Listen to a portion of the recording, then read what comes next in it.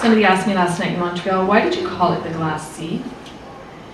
And I said, well, you know, when a seed germinates in nature, it rests in the soil, it rains and rains and rains and rains, and the water soaks into the husk of the seed, and then the husk bursts open and the plant rises up from that husk.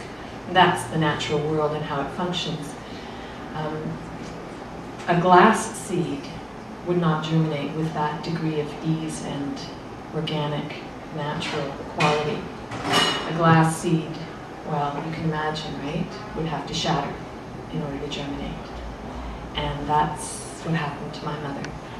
She germinated into a full spiritual being through the very difficult experience of Alzheimer's disease, which was the shattering of her incredibly beautiful and talented mind that she had.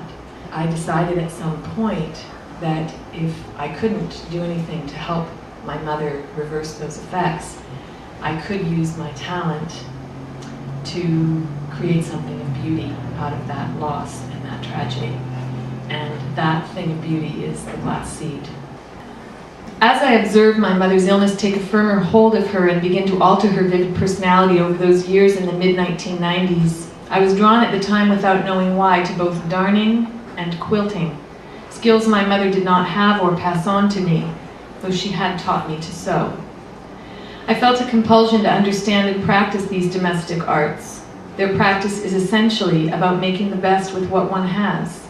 They spoke to me then, as they still do, of recompense and healing, of drawing together, and of filling the distance. I have often asked myself if making a long journey to sit beside a woman whom I cannot be certain knows I am there might be considered a sort of prayer. I have come to see my visits to my mother as their own form of invocation. They are my clumsy, unpracticed, and unconventionally religious attempts to bear witness to her suffering, to observe and honor her shrinking mind, to accept her expanding spirit, and hope for her release.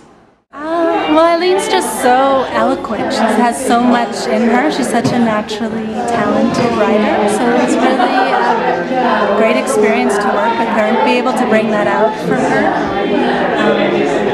I know, she's an amazing woman. It was really wonderful. I'm feeling inspired. I love her way of the things that she finds really interesting and goes with and brings meaning to her life. I found that pretty inspiring. So